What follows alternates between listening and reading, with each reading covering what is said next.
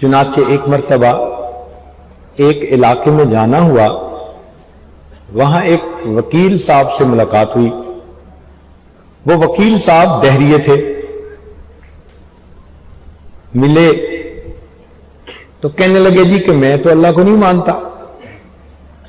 ہم نے اسے سمجھانے کی کوشش کی مگر وہ سمجھنے پر آمادہ ہی نہیں تھے۔ کہنے لگے جی جتنے آپ اللہ سے ڈرتے ہیں میں نہیں ڈرتا۔ جب اس نے یہ الفاظ کہے تو یہ آج سمجھ گیا کہ یہ ضد پر ہے، حمیت الجاہلیہ، اس وقت یہ بات نہیں مانے گا۔ تو کہا کہ اچھا بھئی اگر آپ نہیں ڈرتے تو پھر آپ تیار رہیں، اللہ کے عذاب کا کوڑا تو آئے گا۔ کہتے ہیں دیکھی جائے گی۔ اللہ کی شان دیکھیں، 6 مہینے نہیں گزرے تھے، اس وکیل صاحب کو ایک ایسی بیماری لگی، ابکائی آتی تھی، اس کے منہ سے جو نکلتا تھا اس میں سے پخانے کی بو آتی تھی۔ اللہ نے دنیا میں دکھا دیا، جس زبان سے تم اپنے مالک کی شان میں گستاخی کرتے ہو، ہم اس منہ سے اگر نعمتیں کھلا سکتے ہیں، ہم اسی منہ سے پخانہ بھی نکال سکتے ہیں۔ میں نے ایک ڈاکٹر کو بتایا تو اس نے بیماری کا نام مجھے بتایا کہ حضرت اس بیماری کا یہ نام ہے، اس میں انسان کا سسٹم اس طرح ہوتا ہے کہ منہ سے جو نکلتا ہے اس میں پخانے کی بو ہوتی ہے۔ تو اگر انسان برے اعمال کرے تو پھر اللہ تعالیٰ اس کو بری موت دے دیتے ہیں۔ ہم لوگ 3ری کلاس میں شاید پڑھتے تھے،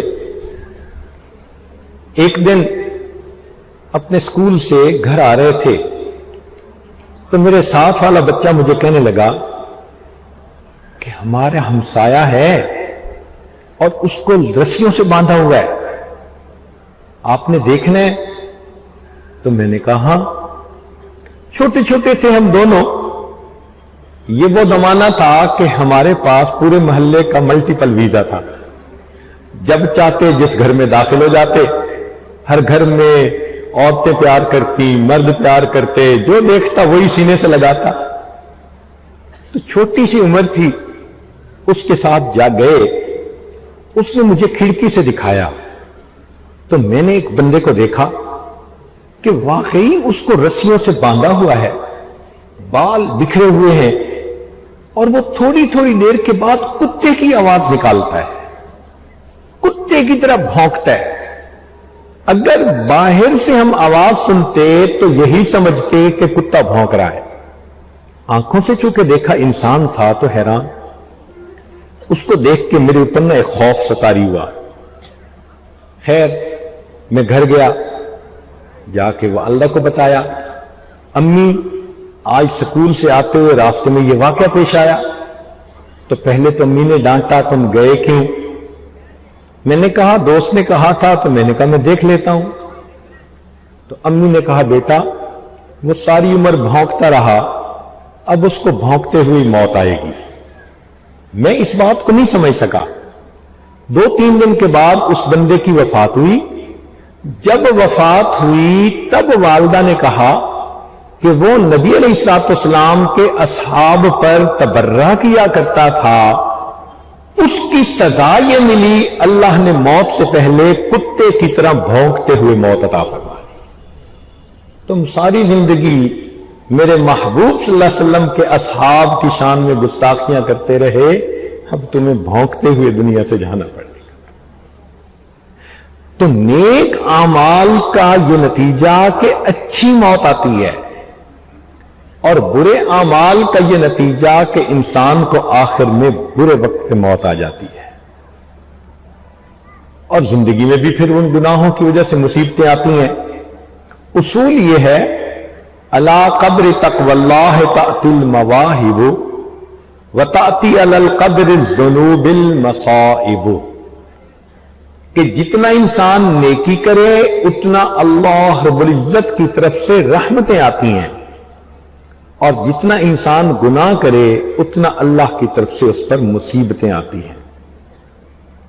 وہب بن منبہ کہتے ہیں رأیت فی بعض الکتب المنزلہ یا عبدی اطیعنی، اے میرے بندے میری اطاعت کر، فیما امرتک، جو میں نے تجھے حکم دیا، ولا تعلمنی بما یصلحک، مجھے مت بتا کہ تیرے لیے بہتر کیا ہے، انی عالم بخلقی، میں نے پیدا کیا اپنی مخلوق کو، میں ان کو جانتا ہوں، انما اکرم من اکرمنی، میں اس کا اکرام کروں گا جو میرے حکم کا اکرام کرے گا، وَأُهِينُ مَنْ هَانَ عَلَيْهِ أَمْرِي، اور میں اس بندے کو ذلیل کروں گا جو میرے حکم کو ہلکا سمجھے گا، وَلَسْتُ بِنَاظِرٍ فِي حَقِّ عَبْدِي، اور میں بندے کے حق میں اس وقت تک نہیں دیکھوں گا حَتَّى يَنْظُرَ عَبْدِي فِي حَقِّي،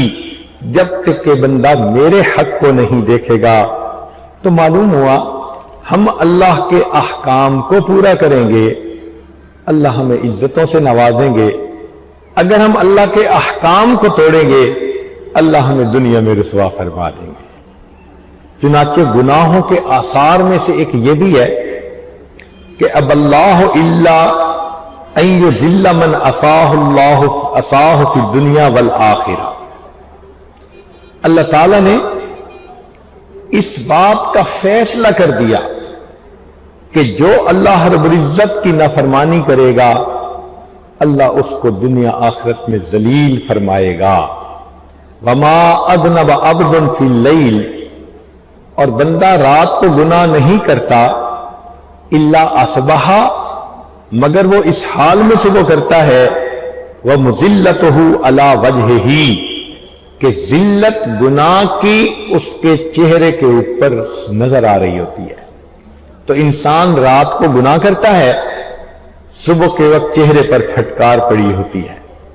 ابن سماک رحمت اللہ علیہ فرماتے تھے، لو لم یکن فی المعصیت الا النکارۃ فی الوجہ والظلمۃ فی القلب لکان فی ذلک کفایہ، کہ اگر گناہ کا بدلہ اتنا ہی ہوتا کہ دل سیاہ ہوتا، چہرے کے اوپر ذلت آتی، تو گناہ کی یہ سزا کافی تھی، یہ جائے کہ اللہ اس کے علاوہ بھی دنیا اور آخرت میں اس کی سزا عطا فرمائے گے۔ تو انسان اپنے چہرے پہ گناہوں کی ظلمت کو سجا لیتا ہے، اور انسان کتنا چھپ کر اللہ کی عبادت کیوں نہ کرے، اللہ اس عبادت کے نور کو اس کے چہرے کے اوپر سجا دیتے ہیں۔